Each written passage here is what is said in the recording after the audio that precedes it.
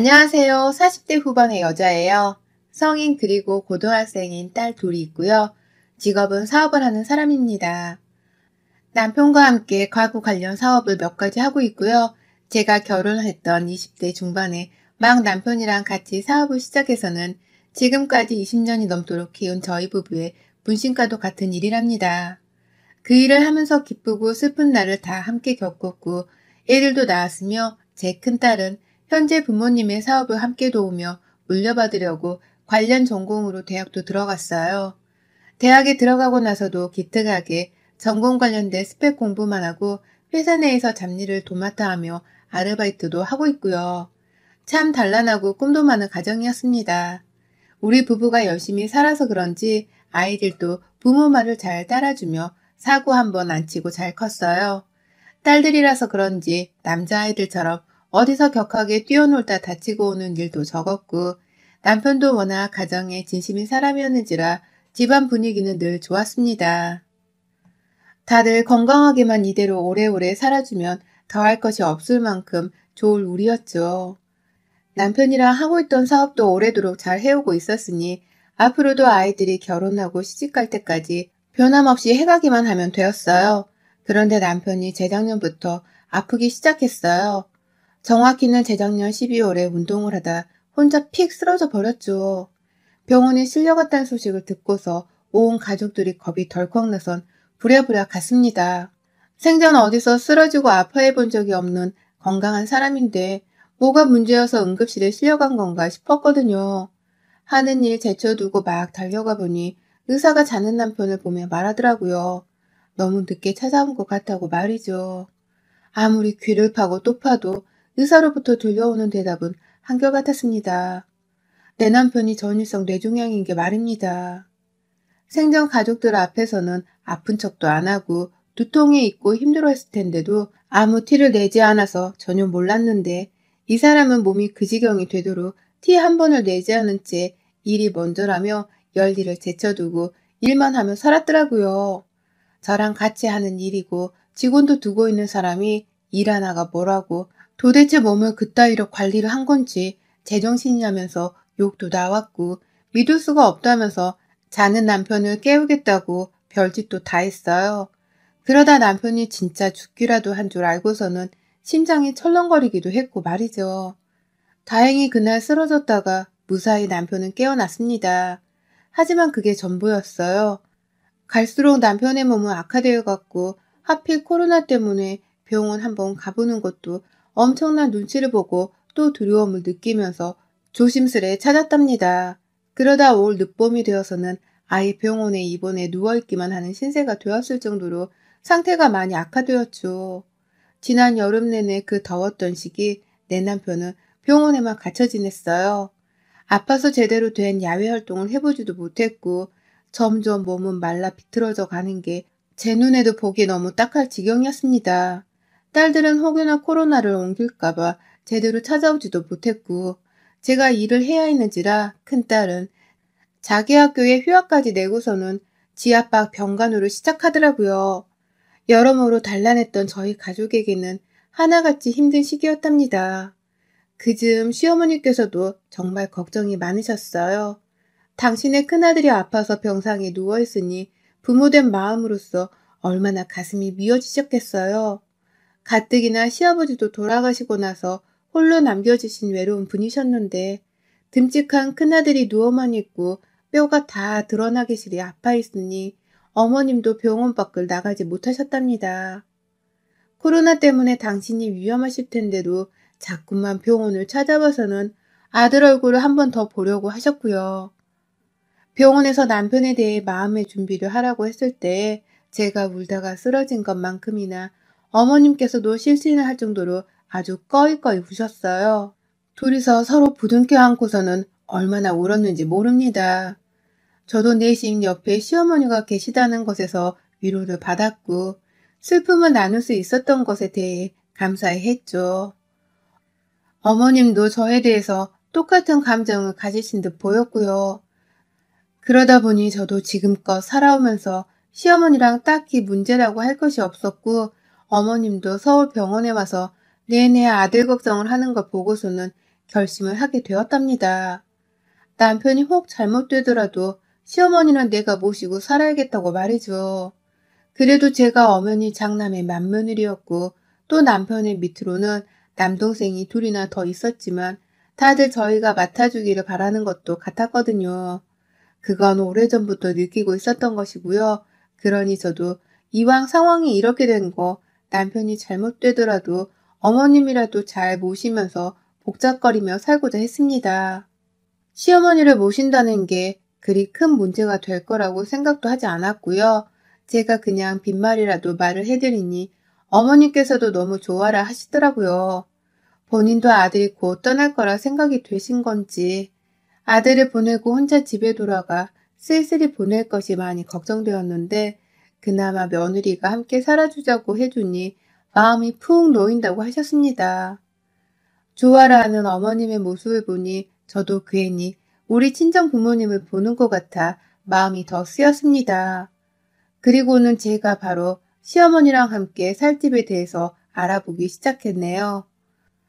저희 가족이 서울 안에 있는 한 아파트에 살고 있었는데 아파트는 여러모로 시어머니께 부담이고 또 살기 답답할까 싶어서는 바로 서울 외곽 근처에 위치한 동네에 땅 하나를 사서는 2층짜리 주택을 짓기로 했어요. 자꾸 이런 걱정을 하는 건 재수없는 일이었지만 아무리 봐도 남편이 위태위태해 보였던 바람에 남편이 떠난 후에 외로울 세상을 좀 더 단단히 맞이하고 싶었습니다. 시어머니랑 딸들이랑 이렇게 다 같이 마당이 있는 넓은 집에서 한가로이 살면 외로움이 덜 할 것이라고 생각을 한 것이에요. 그건 시어머니도 아주 격하게 동의를 해주셨고요. 저희 남편도 그 얘기를 듣더니 몇 번이고 저한테 고마워하더라고요. 자기가 죽고 나서도 자기 엄마를 챙겨주려 하는 게 결코 쉽지 않을 텐데 큰 결심을 해준 것에 대해서 정말 고맙다고 말입니다. 남편도 그렇고 시어머니도 그렇고 저희 애들도 그렇고 모두가 정말 서로에게 고마워했어요. 그러다가 남편은 지난 여름에 세상을 떠났고요. 저는 혼자가 되었습니다. 하지만 제 옆에 남편이 있지 않았을 뿐 시어머니와 소중한 딸들이 있었기에 그리 외롭지만은 않았어요. 당연히 힘든 것이 투성이었고 당장 남편 없이 아이들을 키우는 것부터 회사 일을 도맡는 것까지 해야 할 일이 한 트럭이더라고요. 하지만 그 덕분에 금방 남편과의 이별을 잊을 수는 있었습니다. 당장 해결해야 할 일들, 그리고 새 집으로 이사를 들어갈 일들에 대해서 계획을 세우고 일을 처리하다 보니 하루하루가 금방 흘러가는 듯 했어요. 그러는 와중에 남편 장례를 다 치르고서는 전 바로 회사로 다시 일을 하기 위해 투입이 되었고요. 제 딸도 1년 휴학을 하겠다면서 2학기마저도 휴학을 하겠다고 결심을 했더라고요. 그럴 필요까지는 없었지만 딸의 눈앞에 있는 것만으로도 제게는 많은 힘이 되었습니다.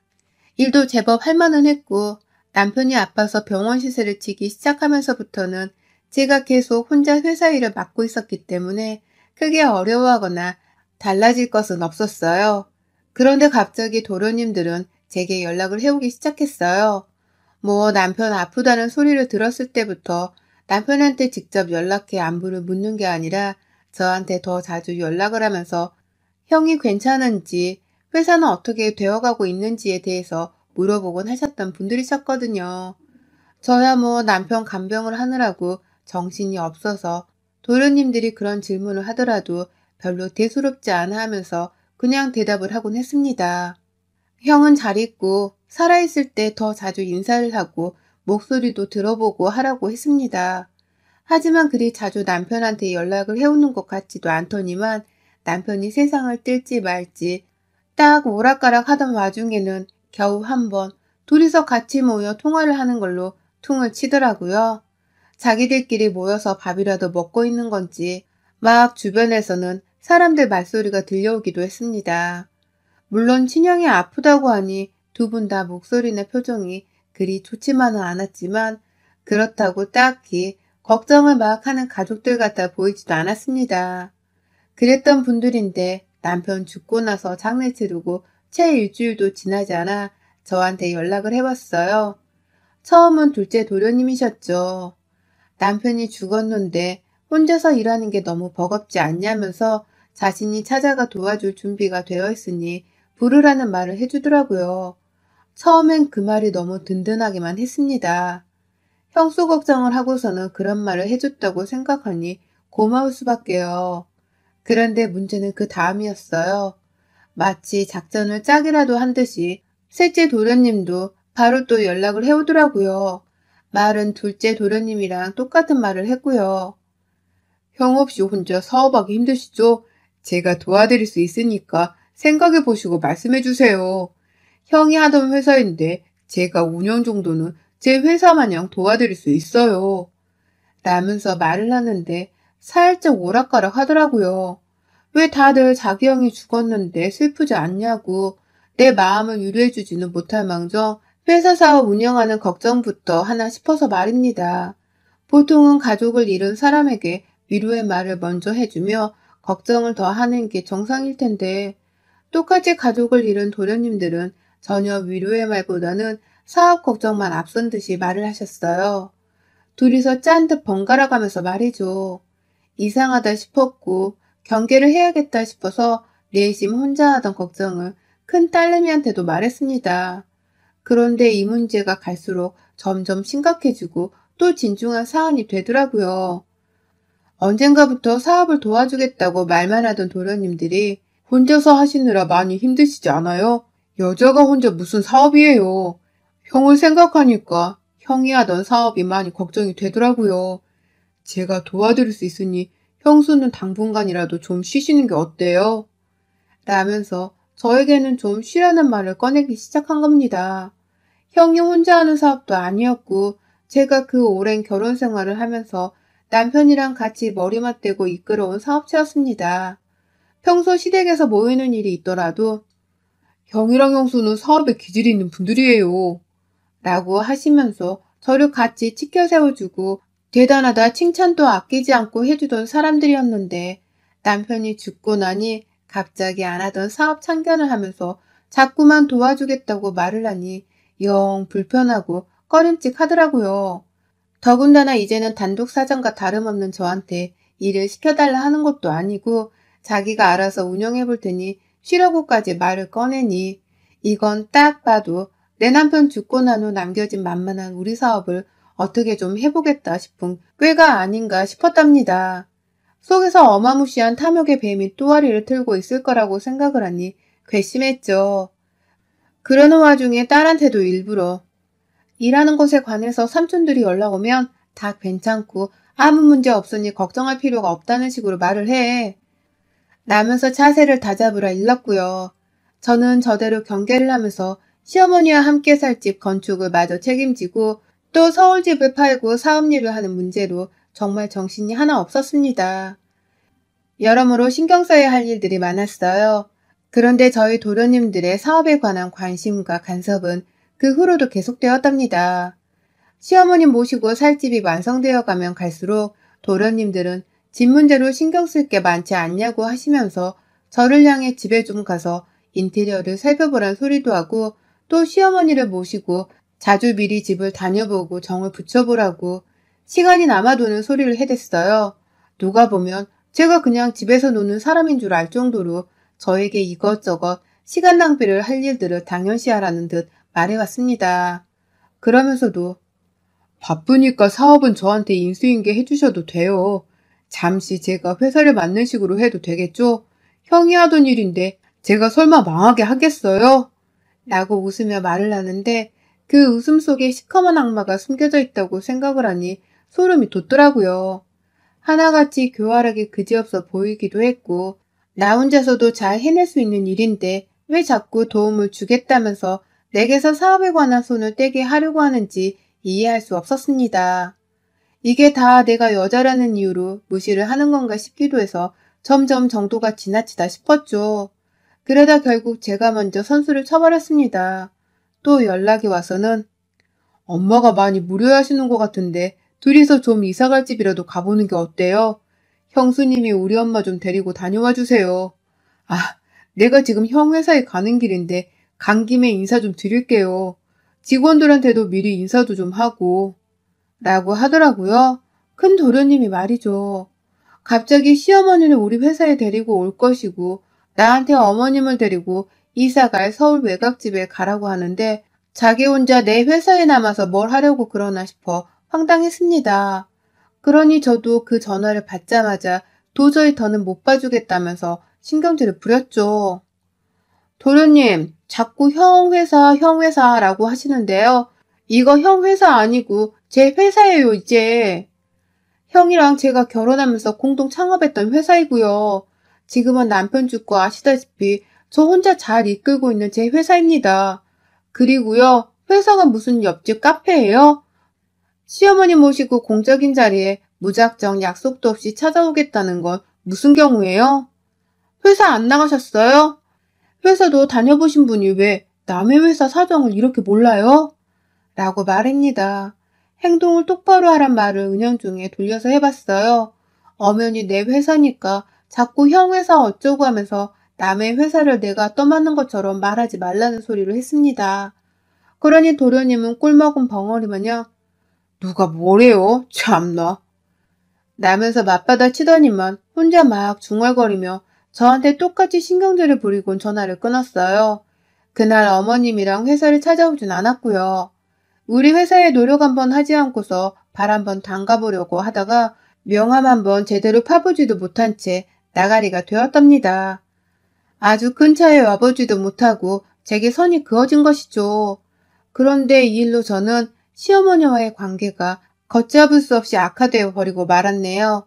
전 단지 나와 남편의 회사였고 남편 없이도 나 혼자 잘 이끌고 가고 있었던 내 회사에 능력도 없는 가족들을 끌어들여선 무능한 가족 경영회사가 되는 걸 막고자 했을 뿐인데 도련님들이 번갈아가며 시어머니께 이 사실을 말씀드렸나 보더라고요. 제가 같이 일하기 싫어한다는 걸 말이죠.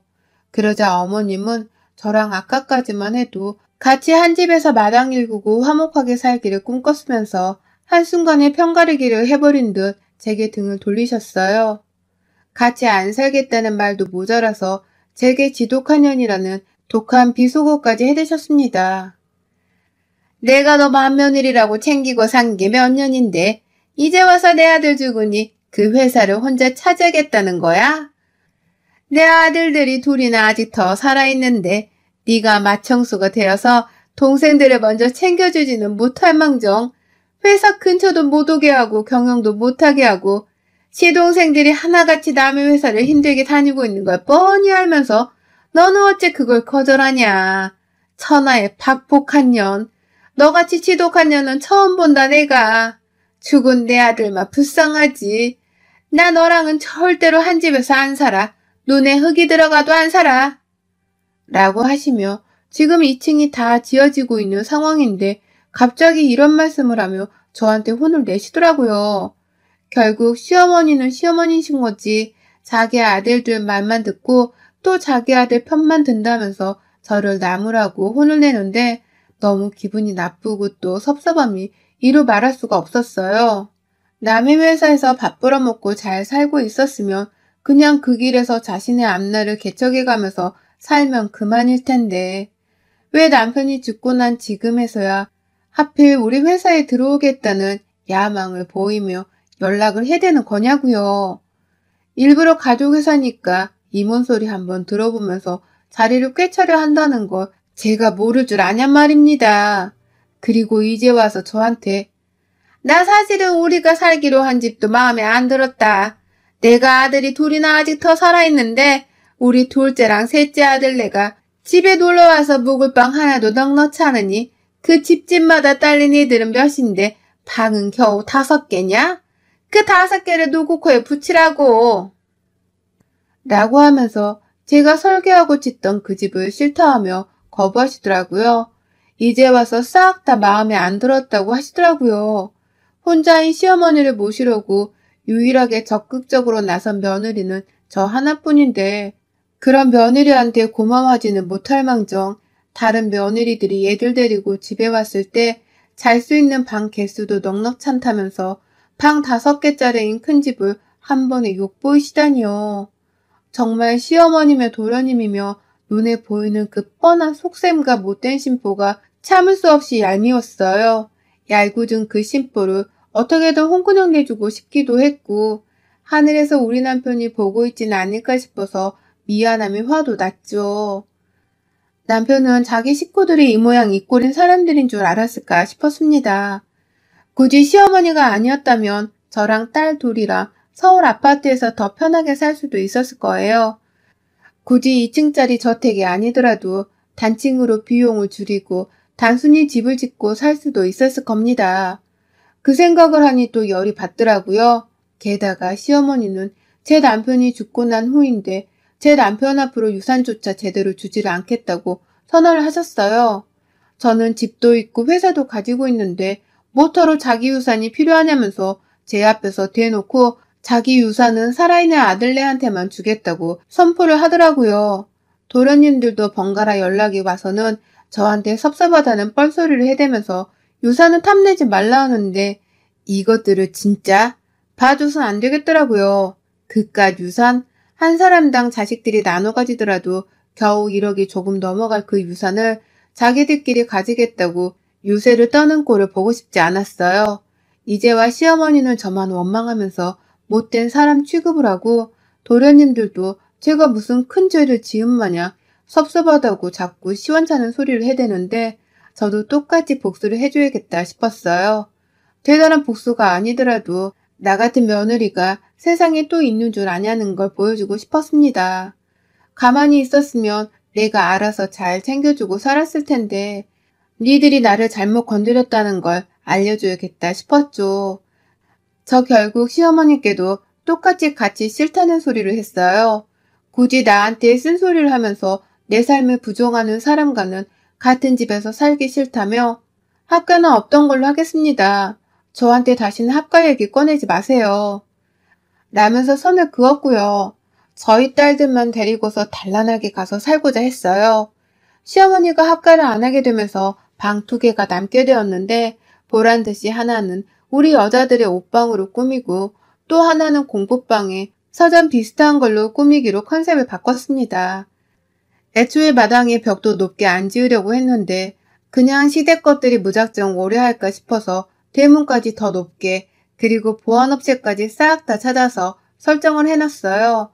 남의 집 대문을 감히 넘지 말라는 걸 집 대문과 벽으로 보이기로 한 것이었어요. 그 사이 시어머니는 제가 같이 살자며 사과를 하고 빌 줄 알았는데 합가는 절대 없다고 못을 받고 선을 그으니 초조해지셨나 보더군요. 자꾸만 더 유산으로 저를 협박하려는 듯 말을 하는데 저는 절대로 넘어가지 않았어요. 그깟 유산? 제가 소송 걸어서 남편 유류분 정도는 반드시 챙길 거예요. 저는 어머님께 최선을 다하려고 했는데 어머님이 먼저 거절하신 겁니다. 그렇다면 저도 더 이상의 친절을 베풀 이유가 없네요. 도련님들께도 전해주세요. 이젠 내 남편의 동생들이 아니라 내게는 아예 남들이시니 연락도 하지 말고 사시라고요. 다니는 회사나 정년까지 꼭 다닐 수 있도록 행운을 빌겠다고도 전해주세요. 라고 말을 했습니다. 그러자 시어머니도 자존심이 있는 건지 끝까지 사과는 안 하시더라고요. 오히려 제가 소송 얘기를 했다면서 네 입에서 소송 얘기가 어떻게 나와? 내 아들이 죽었는데 너한테 내가 왜 내 재산을 나눠줘야 해? 라며 무작정 욕부터 뱉고 싸움을 시전하려 하셨어요. 그도 모자라 이사갈 집에 재수만 온푸트라면서 더러운 저주만 퍼부어대는데 더는 대화를 나눌 필요를 못 느꼈습니다. 그게 죽은 남편을 향한 저의 마지막 배려라고도 생각을 했네요. 그리고 그로부터 정확히 2주도 지나지 않아서 제가 무슨 소식을 들은 줄 아시나요? 시어머니가 글쎄 연락이 와서는 자기 좀 데려가 달라 하는 겁니다. 그냥 무작정 전화를 해서 한다는 소리가 황당했습니다. 이게 무슨 소리인가 싶어서 지금 어디신데요? 라고 질문을 하니 어머님이 그러시더라고요. 자기 혼자 지금 원룸에 들어와 살고 있다고 말입니다. 아니 사시던 집은 어쩌시고 원룸이라는 거예요? 라면서 놀라 자빠지려 하는 저한테 어머님이 당신 아들 흉을 보며 말씀하시더라고요. 이 자식들이 집부터 팔고 니네 집에 들어가 살다가 단독주택으로 이사갈 때 같이 이사를 가라 하길래 난 급한 대로 살던 집을 팔았지. 그런데 갑자기 너랑 틀어지고서 얘들이 하나같이 날 데리고 살지 않겠다고 하더구나. 그래서 지들끼리 한참 나를 번갈아가며 데리고 살더지만 결국 여기서 쭉 살라고 나를 무슨 코딱지만한 원룸 안에 처박아 놨다. 제발 며느라, 큰 며느라.